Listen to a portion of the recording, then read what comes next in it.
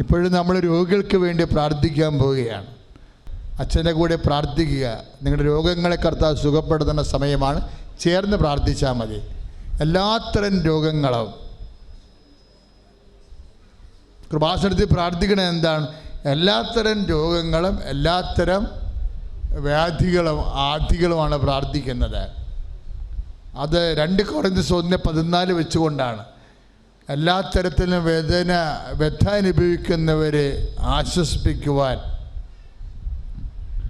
അങ്ങ് ഞങ്ങൾക്ക് തന്ന ആശ്വാസത്താൽ, അങ്ങ് ഞങ്ങൾക്ക് തന്ന പരിശുദ്ധാത്മാവിനാൽ എല്ലാ തരത്തിലും വ്യഥ അനുഭവിക്കുന്നവരെ, ഇപ്പം ഏതെങ്കിലും ഒരു കാര്യത്തിന് മാത്രമല്ല കൃപാസനത്തിൽ സമാധാനം ഉണ്ടാകാൻ പോകുന്നത്. ഇക്കാലത്ത് ഒരു മനുഷ്യൻ അനുഭവിക്കുന്ന എല്ലാ വിഷയങ്ങളുടെ മേലും അമ്മ സമാധാനം ഉണ്ടാക്കും. അതുകൊണ്ട് നിങ്ങൾക്ക് ധൈര്യമായി നിൽക്കാം. അച്ഛനോട് ചേർന്ന് പ്രാർത്ഥിക്കുക. കർത്താവായ ദൈവമേ, അന്ധന് കാഴ്ച നൽകിയവനെ, ചെകിടനെ കേൾവി നൽകിയവനെ, ഊമന് സംഭാഷണ ശക്തി നൽകിയവനെ, മഹോദര രോഗിയെ സുഖപ്പെടുത്തിയവനെ, മരിച്ചവനെ ഉയർപ്പിച്ചവനെ, അങ്ങയുടെ തിരുനാമത്തിന് സ്തോത്രം ചെയ്യുന്നു. എന്റെ കർത്താവേ, ഓരോ കരൾ രോഗികളെയും ഇപ്പോൾ സ്പർശിക്കണമേ. ഓരോ കിഡ്നി രോഗികളെയും ഓ കർത്താവേ, അമ്മയുടെ മധ്യസ്ഥത്താൽ ഇപ്പോൾ സ്പർശിക്കണമേ. ഓരോ ഹൃദയ രോഗികളെയും ഓരോ ക്യാൻസർ രോഗികളെയും ഇവിടെ ഉള്ളവരെയും ഞങ്ങളുടെ പ്രാർത്ഥനയില് ഞങ്ങളിപ്പോൾ ഓർക്കുന്നവരെയും അമ്മയുടെ മധ്യസ്ഥത്താൽ ഈശോ ഈശോ ഇപ്പോൾ സ്പർശിക്കണമേ. യേശുവിന്റെ നാമത്തില് സാക്ഷ്യം പറഞ്ഞ് ദൈവത്തെ മഹത്വപ്പെടുത്തുവാൻ മാരക രോഗങ്ങള് പോകട്ടെ. പ്രാർത്ഥിക്കട്ടെ. ഇതാ കർത്താവ് ഹൃദയ രോഗികളെ, ക്യാൻസർ രോഗികളെ, കരൾ രോഗികളെ, മാരക രോഗം അനുഭവിക്കുന്നവരെ, തീരാവ്യാധിയിൽ കഴിയുന്നവരെ കർത്താവ് തൊടുകയാണ്. കർത്താവിൽ നിന്ന് ശക്തി പുറപ്പെടുന്നു. അവന്റെ ശക്തിയാൽ സൗഖ്യം അനുഭവിക്കുന്ന എല്ലാവരും ഈ അൾത്താരിൽ വന്ന് സാക്ഷ്യം പറയാൻ കർത്താവേ അങ്ങ് അഭിഷേകം ചെയ്യണമേ എന്ന് ദിവ്യ ആരാധനയിൽ പ്രാർത്ഥിക്കുന്നു. ഹല്ലേലൂയ. രോഗമെല്ലാം മാറിയിടട്ടെ, കഷ്ടമെല്ലാം നീങ്ങിടട്ടെ. രോഗമെല്ലാം മാറിടട്ടെ, കഷ്ടമെല്ലാം നീങ്ങിടട്ടെ. തിരുമുറിവിനാൽ സുഖപ്പെടട്ടെ, തിരുമുറിവിനാൽ സുഖപ്പെടട്ടെ. പരിശുദ്ധ പരമദിവ്യകാരുണ്യത്തിന് നേരവും ആരാധനയും സ്തുതിയും പുകഴ്ചയും ഉണ്ടായിരിക്കട്ടെ. പ്രിയമുള്ളവരെ, നമ്മൾ ജീവിത മണ്ഡലങ്ങൾ സ്പർശിച്ച് പ്രാർത്ഥിക്കാൻ പോവുകയാണ്. നിങ്ങൾക്ക് ഉടമ്പടി സാക്ഷ്യങ്ങൾ കേൾക്കുമ്പോൾ മനസ്സിലാകും. ജോലി, വീട്, വിവാഹം, പ്രൊമോഷൻ, ട്രാൻസ്ഫർ, നൈപുണ്യ പരീക്ഷ, യോഗ്യതാ പരീക്ഷ, എല്ലാ മേഖലകളിലും അമ്മ എല്ലാവരുടെയും കണ്ണുനീരൊപ്പുന്നുണ്ട്. നീ മനസ്സിൽ ചിന്തിക്കേണ്ട ഇത്രയേ ഉള്ളൂ. അമ്മയുടെ ഈശോയുടെ നാമത്തെ മഹത്വപ്പെടുത്താൻ എന്നെ ഉപകരണമാക്കി എന്നെയും സാക്ഷിയാക്കി മാറ്റണമേ. എനിക്ക് ഒരു ദിനം അൾത്താരെ കയറി സാക്ഷ്യം പറയാൻ പറ്റുന്ന അതിശയ സാക്ഷ്യങ്ങൾ എനിക്ക് തരണമേ. ഒന്ന് പ്രാർത്ഥിച്ച്, എനിക്കും അൾത്താരയിലെ സാക്ഷ്യം പറയാൻ പറ്റുന്ന അതിശയ സാക്ഷ്യങ്ങള് എനിക്ക് നൽകണമേ. കർത്താവേ, ഞങ്ങൾ ഒരുമിച്ച് പ്രാർത്ഥിക്കുന്ന ജോലി ഇല്ലാത്തവരെ ഇപ്പോഴേറ്റെടുക്കണമേ. വീടില്ലാത്തവരുടെ കണ്ണുനീരൊപ്പണമേ. സ്ഥലമില്ലാത്തവരെ അങ്ങ് സങ്കേതം നൽകണമേ. ഈശോ ജീവിതത്തിന്റെ വരുമാന മേഖലകള്, ജീവിത വ്യാപാരങ്ങള്, അവിടെ ഉണ്ടായിട്ടുള്ള സങ്കീർണമായ വഴിമുട്ടിപ്പോയ മത്സരങ്ങള്, പക, എല്ലാ തകർച്ചകളും, കേസുകള്, ഭാഗ ഉടമ്പടികള്, നടക്കാത്ത അവസ്ഥകള്, ഇന്റർവ്യൂകള്, ടെസ്റ്റുകള്, പരീക്ഷകള് യേശു ക്രിസ്തുവിന്റെ നാമത്തില് ദൈവകൃപയാൽ നിറയപ്പെടട്ടെ. കരങ്ങളുയർത്തി സ്തുതിക്കട്ടെ. കർത്താവേ, മത്സര പരീക്ഷകള്, കർത്താവായത് യോഗ്യതാ പരീക്ഷകള്, കർത്താവെ ഇപ്പോൾ മക്കളെ എല്ലാ പരീക്ഷകളും IELTS ഹാർഡ് നെറ്റ് സീറ്റിന്റെ എക്സാം എഴുതാന് എല്ലാം കർത്താവിന് സമർപ്പിക്കുന്നു. എൻട്രൻസ് എഴുതുന്നവരെ സമർപ്പിക്കുന്നു. ജർമ്മൻ B2 എക്സാം എഴുതുന്നവർ സമർപ്പിക്കുന്നു. അമേരിക്കൻ എക്സാം എഴുതുന്നവർ സമർപ്പിക്കുന്നു. OET എക്സാം എഴുതുന്നവർ സമർപ്പിക്കുന്നു. IELTS സമർപ്പിക്കുന്നു. കർത്താവേ, +2 പരീക്ഷ വരുന്നു, +1 സമർപ്പിക്കുന്നു, ബോർഡ് എക്സാമിനെ സമർപ്പിക്കുന്നു. ഹല്ലേലൂയ. ഓ അഗ്നി അഭിഷേകമേ, ആമേൻ. ഓ അഗ്നി അഭിഷേകമേ, കാറ്റായി വീശണമേ, തീ കാറ്റായി വീശണമേ. കരങ്ങൾ ഉയർത്തിയടിച്ചുകൊണ്ട് ഓ അഗ്നി അഭിഷേകമേ, ഓ അഗ്നി അഭിഷേകമേ, കരങ്ങൾ വീശിക്കൊണ്ട് കാറ്റായി വീശണമേ, തീ കാറ്റായി വീശണമേ. Praise the Lord. പ്രിയമക്കളെ, സമയവും ഡേറ്റും അമ്മ പ്രവർത്തിക്കുന്ന പ്രധാനപ്പെട്ട ധ്യാനകേന്ദ്രമാണ് കൃപാസനം. ഹൃദയഘടികാരം നെഞ്ചത്ത് ചാർത്തി, സമയഘടികാരം നെഞ്ചത്ത് ചാർത്തിയാണ് 2004 അമ്മ പ്രത്യക്ഷപ്പെട്ടത്. ആ പ്രത്യക്ഷഗണത്തിൻ്റെ പൊരുള് തിരുസഭ പഠിക്കണമെന്നാണ്, അന്വേഷിച്ച് പഠിക്കണമെന്നാണ് പ്രത്യക്ഷീകരണ പ്രാർത്ഥനയിലൂടെ നമ്മൾ ദൈവത്തോട് ആവശ്യപ്പെടുന്നത്. ആ പ്രത്യക്ഷീകരണ പ്രാർത്ഥനയുടെ സത്യാവസര സ്ഥിരീകരണങ്ങളായിട്ടാണ് സാക്ഷ്യങ്ങൾ വരുന്നത്. വലിയ വലിയ സാക്ഷ്യങ്ങൾ വരുമ്പോൾ സഭ അത് ഗൗരവമായിട്ട് എടുത്ത് പഠനം ആരംഭിക്കും. പക്ഷേ എപ്പോഴും നമ്മൾ ശ്രദ്ധിക്കേണ്ടത് ഈ സമയം ഒരു വിഷയമാണ്. നിങ്ങൾ കൃപാസനത്തിൽ എപ്പോഴത് സാക്ഷ്യം നോക്കിയാലും 12 കൊല്ലമായി, 50 കൊല്ലമായി, 55 കൊല്ലമായി എന്നൊക്കെ പറഞ്ഞ് കൊല്ലം എഴുതിയിട്ടുണ്ട്. സമയവും ഡേറ്റ് എല്ലാം പ്രധാനപ്പെട്ടതാണ്. അതുകൊണ്ട് നിങ്ങളെ ബാധിക്കുന്ന ഡേറ്റ് ഇപ്പോൾ ഓർക്കണം. നിങ്ങൾ ഗുണമായാലും ദോഷമായാലും എന്നെ കേൾക്കാൻ പറ്റുന്ന സഹോദരങ്ങളെല്ലാം, പുറത്തോടെ 1000 ആൾക്കാരുണ്ട്, അവർക്ക് കേൾക്കാൻ പറ്റണില്ല. ഞാനവിടെ കൂടി വരികയായിരുന്നു. ഞാനവിടെ അപ്പുറത്തെ പള്ളി വന്ന് ഇറങ്ങിയിട്ട് നടന്നാണ് പോരാൻ പറ്റിയത്. പക്ഷേ ഞാൻ എൻ്റെ മുമ്പിൽ കൂടി വന്നിട്ട് ഇതിലേക്ക് ഇറങ്ങി തന്നെ പുറകിൽ കൂടിയാണ് കയറിയത്. പക്ഷേ എനിക്കൊന്നും കേൾക്കാൻ പറ്റിയില്ല. ഇവിടെ നമുക്ക് കുറച്ച് പേർക്ക് ഇതൊക്കെ കേൾക്കാൻ പറ്റത്തുള്ളൂ. അപ്പം അതുകൊണ്ട് ഇതിൻ്റെ സിറ്റുവേഷൻസൊക്കെ എല്ലാം ഒന്ന് മാറാൻ വേണ്ടി നിങ്ങൾ പ്രാർത്ഥിക്കണം. തന്നെയല്ലേ പുറത്ത് ഒന്നും കേൾക്കാതെ നിൽക്കണം മക്കളുടെ കണ്ണുനീരൊപ്പാൻ വേണ്ടി പ്രത്യേകം പ്രാർത്ഥിക്കുന്നു. കൂടാതെ ഡേറ്റ് ഓർക്കണം നിങ്ങൾ. ഇപ്പം ചിലപ്പോൾ എക്സാം ഡേറ്റുകളില്ലേ, അത് ഓർക്കണം. ഇപ്പോഴ് തീയതിക്ക് മേൽ, സമയത്തിൻ്റെ മേൽ അധികാരമുള്ള അമ്മയാണ്. അതുകൊണ്ടാണ് ചില കാര്യങ്ങൾ 6 മാസം വേണം, 10 മാസം വേണം എന്നൊക്കെ ഡോക്ടർ പറഞ്ഞിട്ട്, കോടതി പറഞ്ഞിട്ടും, ഉദ്യോഗസ്ഥർ പറഞ്ഞിട്ടും 3 ആഴ്ച കൊണ്ട് നടക്കണത് എന്തുകൊണ്ടാണ്? സമയമാണ്. സമയം തീരുമാനിക്കുന്നത് ആരാണ്? അമ്മയായിരിക്കും. അതാണ് ഉടമ്പടിയുടെ പവർ എന്ന് പറയണത്.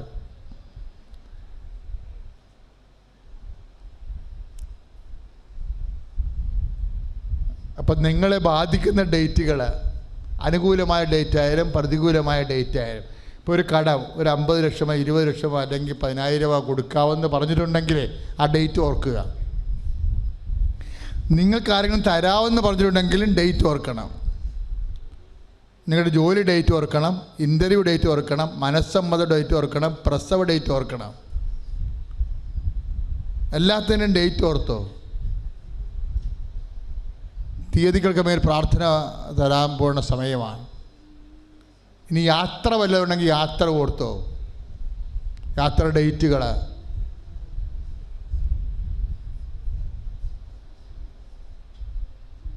കാര്യം കൃപാസനത്തിലെ അമ്മ സമയത്തിൻ്റെ അധികാരി മറിയമാണ്. അതുകൊണ്ടാണ് ഡേറ്റൊക്കെ ഓർക്കാൻ പറഞ്ഞത്. ആ ഡേറ്റിൽ അമ്മ അധികാരം വന്നാൽ പിന്നെ നമുക്ക് പുറംതിരിഞ്ഞ് നോക്കേണ്ടി വരത്തില്ല. നിങ്ങളുടെ എക്സാം ഡേറ്റ് എല്ലാം ഓർക്കുക.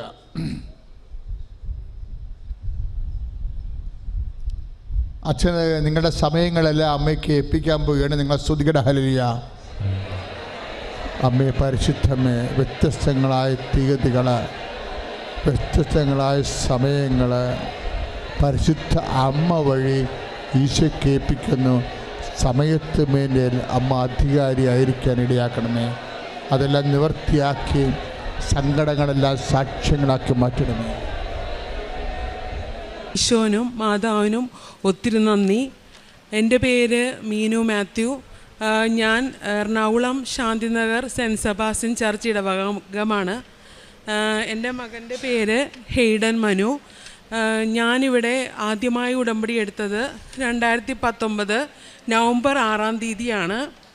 ഞാൻ ഉടമ്പടിയിൽ ആദ്യം വെച്ച എൻ്റെ മകൻ്റെ കാര്യമാണ്. എൻ്റെ മകൻ സംസാരിക്കില്ലായിരുന്നു. അവൻ 4 വയസ്സ് വരെ സംസാരിക്കില്ലായിരുന്നു. അതായത് ഒരു വാക്കൊക്കെ അവൻ സംസാരിക്കുള്ളൂ. അമ്മയെന്നൊക്കെ മാത്രമേ എന്നെ വിളിക്കുകയുള്ളായിരുന്നു. എനിക്കപ്പോൾ ഭയങ്കര പ്രയാസമാണ്. അവൻ്റെ പ്രായത്തിലുള്ള എല്ലാ കുഞ്ഞുങ്ങളും കൂട്ടിയൊക്കെ സെൻറ്റൻസായിട്ടൊക്കെ സംസാരിക്കാൻ തുടങ്ങിയിട്ടും അവൻ സംസാരിക്കണില്ലായിരുന്നു. അങ്ങനെ ഞാൻ ഉടമ്പടിയിൽ വെച്ചൊരു കാര്യമാണ് കൊച്ച് സംസാരിക്കുക എന്നത്. അങ്ങനെ ഞങ്ങൾ ഇവിടെ വന്ന് ഉടമ്പടിയിൽ വന്ന് കൃപാസനത്തിൽ വന്ന് പ്രാർത്ഥിക്കാൻ തുടങ്ങി. അങ്ങനെ ഒരു ദിവസം ഞാനും എൻ്റെ ഭർത്താവും കുഞ്ഞുമായിട്ട് പ്രാർത്ഥിക്കാൻ വന്നപ്പോൾ ജോസഫ് അച്ഛൻ നടന്നു പോവുകയായിരുന്നു. അങ്ങനെ എൻ്റെ ഭർത്താവും ഞാനും ഓടിച്ചെന്ന് അച്ഛനോട് പറഞ്ഞു, ഇവൻ സംസാരിക്കണില്ല അച്ഛാ എന്ന് പറഞ്ഞു.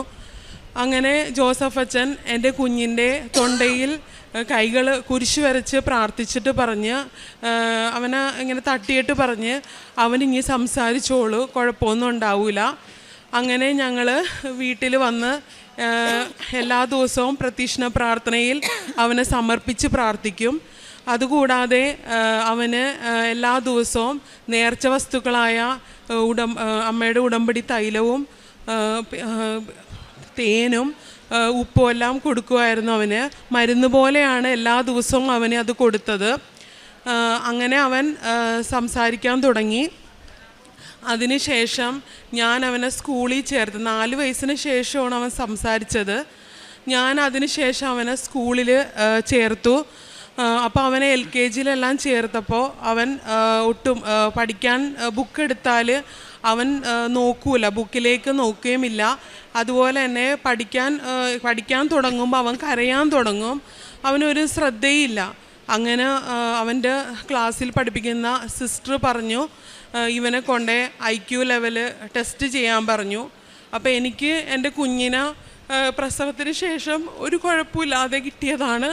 അങ്ങനെ ഇവനെ IQ ലെവലെല്ലാം ടെസ്റ്റ് ചെയ്യണമെന്ന് പറഞ്ഞപ്പോൾ എനിക്ക് ഭയങ്കര ബുദ്ധിമുട്ടായിരുന്നു. അങ്ങനെ ഞാൻ പേടിച്ചാണ് ഞാൻ പോയത്. അങ്ങനെ IQ ലെവൽ ടെസ്റ്റ് ചെയ്തപ്പോൾ അവർ പറഞ്ഞു ഇവന് 2 വയസ്സിൻ്റെ കുറവുണ്ടെന്ന് പറഞ്ഞ്. എനിക്കിത് വീട്ടിലെല്ലാവരോടും പറഞ്ഞപ്പോഴും എനിക്ക് ഭയങ്കര പ്രയാസമായി. എന്ത് ചെയ്യും ഞാൻ? എൻ്റെ കുഞ്ഞിന് ഇങ്ങനെ 2 വയസ്സ് കുറവാണെന്നാണ് പറയുന്നത്. അങ്ങനെ മാതാവിനോട് ഞങ്ങളെല്ലാവരും പ്രാർത്ഥിച്ച് ഇവന് ഉടമ്പടി വസ്തുക്കളായ തേനും ഉപ്പും അതുപോലെ തന്നെ തൈലവും കൊണ്ട് പ്രാർത്ഥിക്കാൻ തുടങ്ങി. അതിനുശേഷം ആ IQ ടെസ്റ്റിൻ്റെ റിപ്പോർട്ട് കൊണ്ട് ഞങ്ങളിവിടെ വന്ന്, ഞാൻ എൻ്റെ അപ്പച്ചനും അമ്മച്ചിയായിട്ടാണ് വന്നത്. അങ്ങനെ ഇവിടെ കൊണ്ടുവന്ന് ഞങ്ങൾ ജോസഫ് അച്ഛനെ കൊണ്ടുവന്ന് കാണിച്ച് ആ റിപ്പോർട്ട്. അങ്ങനെ കാണിച്ചപ്പോൾ അച്ഛൻ കൊച്ചിന് തലക്ക് പിടിച്ച് പ്രാർത്ഥിച്ചിട്ട് പറഞ്ഞ് ഇനി വന്ന് സാക്ഷ്യം പറയണമെന്ന് പറഞ്ഞു. അങ്ങനെ അത് കഴിഞ്ഞ ശേഷം ഞാൻ 2022 മസ്കറ്റിൽ ജോലിക്കായിട്ട് പോയി. അപ്പോൾ ഞാൻ എൻ്റെ അമ്മച്ചിയുടെ കയ്യിലാണ് കൊച്ചിനെ കൊടുത്തത്. എനിക്ക് ഭയങ്കര പ്രയാസമായിരുന്നു. ഞാനിവിടെ ഇല്ലല്ലോ, അപ്പം എങ്ങനെ ഇവനെ പഠിക്കും എന്നൊക്കെ എനിക്ക് ഭയങ്കര പ്രയാസമായിരുന്നു. അങ്ങനെ ഞാൻ പോയി കഴിഞ്ഞപ്പോൾ ഞാൻ അവിടെ വെച്ച് മാതാവിനോടും ഈശോനോടും ഒത്തിരി പ്രാർത്ഥിച്ച്, ഈശോയും മാതാവ് ഇനി വന്നേ പറ്റുള്ളൂ, എൻ്റെ കൊച്ചിനെ തൊടണം, ആ തൊട്ടാൽ മാത്രമേ ഉള്ളൂ എൻ്റെ കൊച്ച് സൗഖ്യപ്പെടുള്ളൂ. അങ്ങനെ ഞാൻ എൻ്റെ വീട്ടിൽ എൻ്റെ കുഞ്ഞിനെ ഞാനാക്കി. എൻ്റെ വീട്ടിൽ എൻ്റെ അമ്മച്ചി കൊച്ചിന് മാതാവിൻ്റെ കാശുരൂപം കൊന്തയിലിട്ട് കൊടുക്കുകയും പ്രാർത്ഥിക്കുകയും ചെയ്തു. അങ്ങനെ 2-3 ദിവസം എൻ്റെ പ്രാർത്ഥന കഴിഞ്ഞ് ഞാൻ 2-3 ദിവസം കഴിഞ്ഞ് വീട്ടിലേക്ക് വിളിച്ചപ്പോൾ അമ്മച്ചി പറഞ്ഞ് കുഞ്ഞ് പറഞ്ഞു എന്ന്, അവൻ സ്വപ്നത്തിൽ ഈശോനെ കണ്ട് ഈശോ വന്ന് അവൻ്റെ തലയിൽ നെറ്റിയിൽ വന്ന് എന്തോ എടുത്ത് കളഞ്ഞെന്ന് പറഞ്ഞവൻ. അങ്ങനെ അതിന് ശേഷമാണ് എൻ്റെ കുഞ്ഞ് പഠിക്കാനും അതുപോലെ തന്നെ അവന് ഒന്ന് വെറുതെ ഒരു വര മാത്രമേ വരക്കുള്ളായിരുന്നു ബുക്കിൽ. അങ്ങനെ ആയിരുന്നു കുഞ്ഞ്. ABCD ഒന്നും അവന് അറിയില്ലായിരുന്നു. എങ്ങനെ ഞാൻ അവനെ പഠിപ്പിച്ചെടുക്കുമെന്ന് പോലും ഞങ്ങൾക്ക് ആർക്കും അറിയില്ലായിരുന്നു. അങ്ങനെ അവന് ഓരോ അക്ഷരങ്ങളും എൻ്റെ അമ്മച്ചി പഠിപ്പിക്കാൻ തുടങ്ങി. അത് എന്നും മാതാവിൻ്റെ കാശുരൂപം വെച്ച് പ്രാർത്ഥിക്കുകയും അതുപോലെ തന്നെ ഉടമ്പടി തൈലവും തേനും ഉപ്പും എല്ലാം കൊടുത്താണ് അവനെ പഠിപ്പിക്കാനിരുത്തണത്. അവന് ആ സമയത്ത് ഭയങ്കര കരച്ചിലും അതുപോലെ തന്നെ ഛർദ്ദിക്കാൻ വരലും അങ്ങനെയൊക്കെ അവൻ കാണിക്കുമായിരുന്നു പഠിക്കണ ബുക്ക് എടുക്കുമ്പോൾ. പക്ഷേ അതിന് ശേഷം എൻ്റെ കുഞ്ഞ് പ്രാർത്ഥിക്കണതിൻ്റെ ഫലമായി മാതാവ് എൻ്റെ കുഞ്ഞിന് അക്ഷരങ്ങൾ പെട്ടെന്ന് എഴുതാനും അതുപോലെ തന്നെ ഞങ്ങൾ പിന്നെയും കൊച്ചിനെ സ്കൂളിൽ കൊണ്ടാക്കി. അവനാദ്യം അവിടെ നിന്ന് വിട്ടായിരുന്നു. അവർ പറഞ്ഞ് IQ ലെവലെല്ലാം ടെസ്റ്റ് ചെയ്ത് ഇങ്ങനെ കുറവാണെങ്കിൽ ഇപ്പം പഠിപ്പിക്കാൻ പറ്റൂല എന്ന് പറഞ്ഞു. അങ്ങനെ ഞങ്ങൾ വീട്ടിൽ കൊണ്ടുവന്ന് ഇങ്ങനെ മാതാവിൻ്റെ ഇത് പ്രാർത്ഥിച്ച് അക്ഷരങ്ങളെല്ലാം പഠിപ്പിച്ച് അവന് സ്കൂളിൽ പിന്നെ അഡ്മിഷൻ എടുത്ത് ഞങ്ങൾ. അപ്പോൾ അവിടുത്തെ സിസ്റ്റർ പറഞ്ഞ്, ഇവൻ പഠിക്കൂലല്ല, എങ്ങനെ ഇവനെ ഞാൻ ഒരു അഡ്മിഷൻ കൊടുക്കും? അപ്പോൾ അപ്പച്ചനും അമ്മച്ചിയും പറഞ്ഞ്, ഇവനിപ്പോൾ പഠിക്കുന്നുണ്ട്, ഇവനൊരു കുഴപ്പവുമില്ല. അപ്പോൾ സിസ്റ്റർ പറഞ്ഞ്, അന്നെങ്കിൽ ഇവൻ 1-ാം ക്ലാസ്സിൽ എടുക്കണമെങ്കിൽ അക്ഷരങ്ങൾ എഴുതിയാൽ മാത്രമേ ഇവൻ എടുക്കുകയുള്ളൂ എന്ന് പറഞ്ഞു. അങ്ങനെ ഇവൻ സിസ്റ്റർ പറഞ്ഞ പ്രകാരം ഇവൻ അക്ഷരങ്ങളെല്ലാം എഴുതി. എല്ലാ സിസ്റ്ററും അവനെ പറഞ്ഞ സിസ്റ്റർമാരെല്ലാം അത്ഭുതപ്പെട്ട് ഇവൻ ഇപ്പോൾ നന്നായിട്ട് പഠിക്കുന്നുണ്ട് എന്നൊക്കെ അവർ പറഞ്ഞ് അങ്ങനെ അഡ്മിഷൻ തന്ന ശേഷം ഇപ്പോൾ അവൻ സ്കൂളിൽ 1-ാം ക്ലാസ്സിൽ നല്ല കുട്ടിയായിട്ട് പഠിക്കുന്നുണ്ട്. അതുപോലെ തന്നെ ഇപ്പോൾ ഞാനിവിടെ വന്നിട്ട് അമ്മ മാതാവിൻ്റെ റാലിയിൽ പങ്കുചേരുകയും അതുപോലെ ഇപ്പോൾ അവൻ നല്ല മാർക്കോടെ മിഡ് ടേം എക്സാമിന് അവന് 2-3 മാർക്കേ കുറയുന്നുള്ളൂ. കാരണം ഞാൻ അതുപോലും പ്രതീക്ഷിക്കാത്ത അപ്പുറത്ത് എൻ്റെ മാതാവ് എൻ്റെ മോന് ഇത്ര അനുഗ്രഹം കൊടുത്ത് മാതാവ് അനുഗ്രഹിച്ച്. മാതാവിനും ഈശോനും ഒത്തിരി നന്ദി. 2ാമത്തെ സാക്ഷ്യമാണ് എനിക്കൊരു ജോലി. ഞാൻ അമ്മ മാതാവിനെ എഴുതിയത് എനിക്ക് OET പാസ്സാവണമെന്നായിരുന്നു. എനിക്കൊരു നല്ലൊരു പുറത്തേക്ക് പോകാനൊരു ജോലി. ഇവിടെ ജോലി ചെയ്താലും ശമ്പളം എല്ലാം കുറവാണ്. ഇത് വെച്ച് എൻ്റെ കൊച്ചിൻ്റെ കാര്യം നോക്കണം, പിന്നെ അതുപോലെ വീട്ടിലെ കാര്യം നോക്കണം. ഞാൻ എന്ത് ചെയ്യും? അപ്പോൾ എനിക്കൊരു പുറത്തേക്ക് പോകാനൊരാഗ്രഹമായിരുന്നു. അങ്ങനെ ഞാൻ OETക്ക് വേണ്ടി പഠിച്ചിട്ട് എനിക്ക് സ്കോർ എപ്പോഴും കുറവായിരിക്കും. ഞാനങ്ങനെ ഈ ലോ സ്കോർ വെച്ച് UK സീനിയർ കെയർ ഗിവറായിട്ട് പോകാമെന്ന് വിചാരിച്ചു. അപ്പോഴും എൻ്റെ മനസ്സിലുണ്ടായിരുന്നു ഞാനൊരു നേഴ്സാണ്, എനിക്കൊരു നേഴ്സായിട്ട് വർക്ക് ചെയ്യണമെന്നായിരുന്നു എനിക്ക് ആഗ്രഹം. പക്ഷേ ഞാനങ്ങനെ കൊടുത്തു കഴിഞ്ഞിട്ട് എനിക്ക് അതും ക്യാൻസലായി പോയി. അതിനുശേഷം ഞാനൊരു ദിവസം 3 മണിയായപ്പോൾ വൈകിട്ട് മാതാവിൻ്റെ പ്രത്യക്ഷ പ്രാർത്ഥന ചൊല്ലുകയും എനിക്കൊരു ജോലി, എനിക്ക് എന്തെങ്കിലും മതി മാതാവേ, ഏതെങ്കിലും ഒരു സ്ഥലത്ത് ജോലി മതി, ഒരു കൊന്തയും ഞാൻ ചൊല്ലി. അതിനുശേഷം എൻ്റെ ചേച്ചി മസ്കറ്റിൽ നിന്ന് വിളിച്ചിട്ട് പറഞ്ഞു, നീ വാ, കുഴപ്പമില്ല, ഞാൻ നിന്നെ വിസിറ്റിംഗ് വിസയെ കൊണ്ടുവരാം. ഇപ്പോൾ ഇവിടെ ജോലി ഗവൺമെൻറ് ഗവൺമെൻറ്റിൽ നേഴ്സായിട്ട് ഇപ്പോൾ എടുക്കുന്നുണ്ട്, അപ്പോൾ നീ വാ, കുഴപ്പമില്ല എന്ന് പറഞ്ഞു. അങ്ങനെ എൻ്റെ ചേച്ചി എന്നെ കൊണ്ടുവരികയും അതുപോലെ തന്നെ താമസിക്കാനുള്ള അവരുടെ വീട്ടിൽ തന്നെ എന്നെ നിർത്തി. എൻ്റെ എല്ലാ കാര്യത്തിനും എൻ്റെ കൂടെ എൻ്റെ ചേച്ചിയും ചേട്ടനും കൂടെ നിന്ന് എന്നെ പ്രാർത്ഥിച്ച്, എനിക്കിപ്പം ഞാൻ സമയത്തൊക്കെ ഇത്തിരി ഉഴപ്പിയിട്ടുണ്ട് പ്രാർത്ഥിക്കാനൊക്കെ. എന്നിട്ട് എൻ്റെ ചേച്ചി എന്നോട് പറഞ്ഞു തരും, നീ പ്രാർത്ഥിക്കണം, നന്നായിട്ട് പ്രാർത്ഥിച്ചാൽ നിനക്ക് എന്തായാലും ഈ ജോലി നിനക്ക് കിട്ടും. അങ്ങനെ എന്നെ പ്രോമെട്രിക് എക്സാമിനും എന്നെ എക്സാം എഴുതിപ്പിച്ചു. അപ്പോഴും ഞാൻ 2 പ്രാവശ്യം ഞാൻ ഫെയിലായി. അതിനുശേഷം ഞാൻ 3ാമത്തെ പ്രാവശ്യം എൻ്റെ മാതാവ്, ഞാൻ ഒരുപാട് കൊന്ത ചെല്ലുകയും പ്രദക്ഷിണ പ്രാർത്ഥന ചെല്ലുകയും ബൈബിൾ വായിക്കാനെല്ലാം തുടങ്ങിയപ്പോൾ എൻ്റെ മാതാവ് എൻ്റെ എക്സാം വളരെ സ്മൂത്തായിട്ട്, എനിക്ക് അറിയാൻ പാടില്ല അതുപോലെ എന്നെ സ്മൂത്തായിട്ട് എൻ്റെ എക്സാം പാസ്സാക്കി. പിന്നെ എനിക്ക് ഇൻ്റർവ്യൂ, അത് തന്നെ എനിക്ക് പെട്ടെന്ന് ഇൻ്റർവ്യൂവും വന്ന്, ഇൻ്റർവ്യൂവിൽ എനിക്ക് ഞാൻ പ്രാർത്ഥിച്ചു പോയി, എനിക്ക് മാതാവ് ഈശോയും തന്നെ വന്ന് എന്നെ ഒന്ന് ഇൻ്റർവ്യൂ എടുക്കണേ. എനിക്ക് അറിയില്ല ഒന്നും. കാരണം എന്ന് വെച്ച് കഴിഞ്ഞാൽ ഒന്നാമത് ഒരു അറബി സ്ഥലമാണ്. ഞാൻ എന്ത് പറയും, എന്ത് ക്വസ്റ്റ്യൻ ആയിരിക്കും അവർ ചോദിക്കണം. കാരണം ഞാൻ ജോലി ചെയ്തത് കുറച്ച് ഹോസ്പിറ്റലിലും അതുപോലെ ക്ലിനിക്കിലൊക്കെ ആയിട്ടാണ് ഞാൻ ജോലി ചെയ്തത്. അപ്പോൾ എനിക്ക് അധികം ഒരു എക്സ്പോഷറൊന്നുമില്ല. എന്തൊക്കെയായിരിക്കും ചോദിക്കണത് എനിക്ക് ഒന്നും അറിയില്ല. ഞാൻ എന്ത് ചെയ്യും? അപ്പോൾ അവിടെ എന്നെ എനിക്ക് ചോദിച്ചത് ഒമാനീസായ 2, ഒരു മെയിലും ഒരു ഫീമെയിലായിട്ടുള്ള അവരാണ് എന്നോട് ഇൻ്റർവ്യൂവറാണ് ചോദിച്ചത്. അങ്ങനെ എനിക്ക് അറിയുന്ന ക്വസ്റ്റ്യൻസാണ് എന്നോട് ആകെ 3 ക്വസ്റ്റ്യനെ എന്നോട് ചോദിച്ചുള്ളത്. അതെനിക്ക് അറിയുന്ന ക്വസ്റ്റ്യനാണ് എൻ്റെ ഈശോയും എൻ്റെ മാതാവും എന്നോട് ചോദിച്ചത്. അതുപോലെ എനിക്ക് പാസ്സാകുകയും അപ്പം തന്നെ അവരെന്നോട് പറഞ്ഞു പാസ്ഡ് എന്ന്.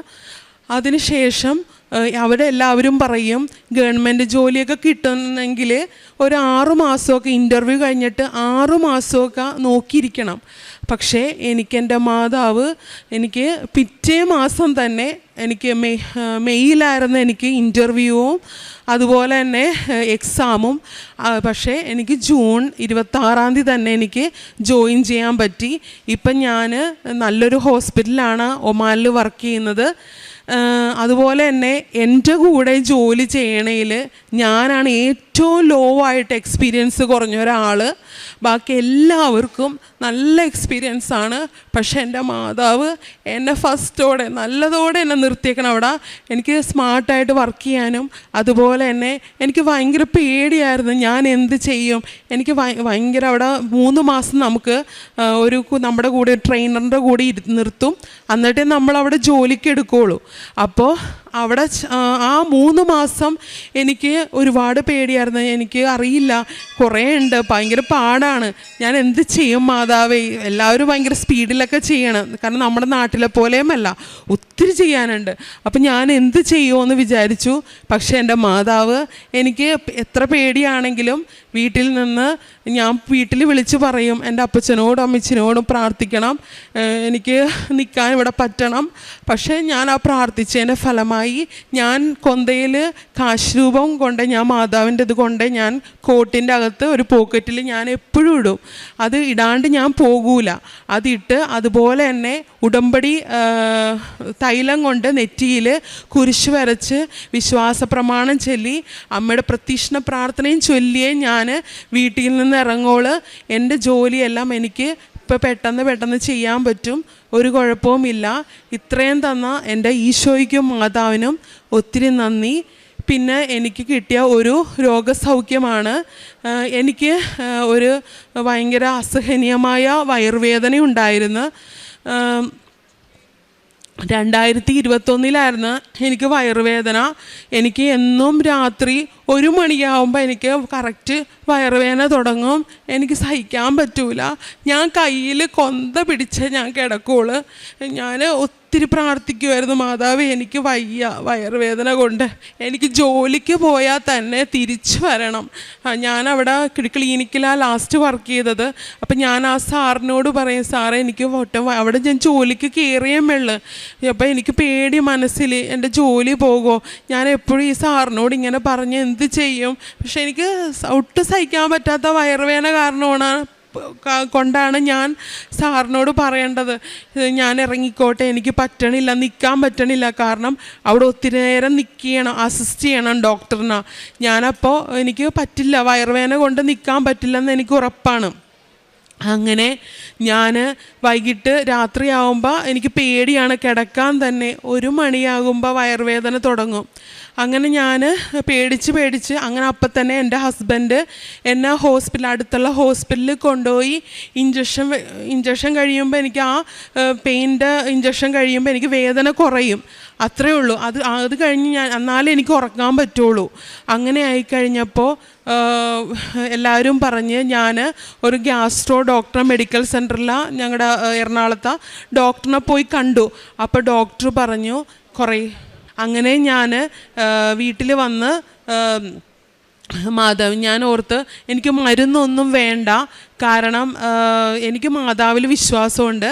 അങ്ങനെ ഞാൻ തീരുമാനിച്ച് ഞാൻ അന്ന് വൈകിട്ട് രാത്രിയായപ്പോൾ ഞാൻ മാതാവിനോട് പറഞ്ഞ് എനിക്ക് മാതാവിൻ്റെ ഉപ്പ് മാത്രം മതി, ഇതുകൊണ്ട് എൻ്റെ വേദന മാറ്റണം, ഇനി ഒരിക്കലും എനിക്ക് വരരുത്. അങ്ങനെ ഞാൻ ഒരു ചെറിയ ഗ്ലാസ് വെള്ളത്തിൽ ഇച്ചിരി ഉപ്പിട്ട് പ്രാർത്ഥിച്ച് വിശ്വാസ പ്രമാണം ചൊല്ലി. അങ്ങനെ അതിൻ്റെ ഫലമായിട്ട് അന്ന് രാത്രി 1 മണിക്ക് പോലും ഞാൻ എണീറ്റില്ല. അതിന് മുന്നേ തന്നെ ഞാൻ കിടന്നുറങ്ങുകയും എനിക്ക് രാത്രി അന്ന് ആ വയറുവേദന എന്ന് പറഞ്ഞു കഴിഞ്ഞാൽ ഒരു പഴുത്ത വേദനയാണ്. ആ വയറുവേദന എനിക്ക് പേടിയാണ്. പക്ഷേ എനിക്ക് അത് കഴിഞ്ഞ ശേഷം മാതാവിൻ്റെ ഉപ്പ് അത് ഞാൻ മരുന്ന് പോലെ കഴിച്ചിട്ട് ഇന്ന് വരെ എൻ്റെ മാതാവ് അതെനിക്ക് വരുത്തിയിട്ടില്ല. മാതാവേ 1000 നന്ദി, എല്ലാ അനുഗ്രഹത്തിനും യേശുവേ നന്ദി, യേശുവേ സ്തുതി. കാരുണ്യ പ്രവർത്തികൾ എന്ന് പറഞ്ഞു കഴിഞ്ഞാൽ എനിക്ക് ഇപ്പം ആരെങ്കിലും ബുദ്ധിമുട്ട് എന്തെങ്കിലും പറഞ്ഞു കഴിഞ്ഞാൽ ഞാൻ അപ്പം തന്നെ എന്നിൽ പറ്റുന്ന പൈസ കൊടുത്ത് ഞാൻ സഹായിക്കും. അതുപോലെ തന്നെ ഇപ്പോൾ സ്കൂൾ തുറക്കാൻ നേരത്ത് അവർക്ക് ബുക്കൊക്കെ പഠിക്കാനുള്ള ബുക്കിനുള്ള പണവും ഇതെല്ലാം ഞാൻ കൊടുത്ത് സഹായിച്ചിട്ടുണ്ട്. പിന്നെ അതുപോലെ തന്നെ പ്രേക്ഷിത പ്രവർത്തനം എന്ന് പറഞ്ഞു കഴിഞ്ഞാൽ മാതാവിൻ്റെ പത്രം ഞാൻ മനസ്സിൽ പ്രാർത്ഥിച്ചിട്ട് കുരിശ് വരച്ച് ഞാൻ കൊടുക്കും. ഞാൻ പ്രാർത്ഥിക്കും, മാതാവേ ഇവർക്ക് എന്തെങ്കിലും എന്നിൽ നിന്ന് വാങ്ങിക്കണ ആർക്കാണെങ്കിലും അവരുടെ കുടുംബത്ത് സമാധാനവും അതുപോലെ തന്നെ എന്താവശ്യമുണ്ടെങ്കിലും നടത്തി കൊടുത്തണമേ എന്ന് പറഞ്ഞ് ഞാൻ പ്രാർത്ഥിച്ചാണ് ആ മാതാവിൻ്റെ പത്രം ഞാൻ കൊടുക്കുന്നത്. അതുപോലെ തന്നെ ഞാൻ ഇവിടെ നിന്ന് കാശ് രൂപം എൻ്റെ കൂടെ ജോലി ചെയ്യണവരുണ്ട്, അവർക്കെല്ലാം ഞാൻ കൊടുക്കും പ്രാർത്ഥിച്ച്. മാതാവേ നന്ദി, യേശുവേ നന്ദി.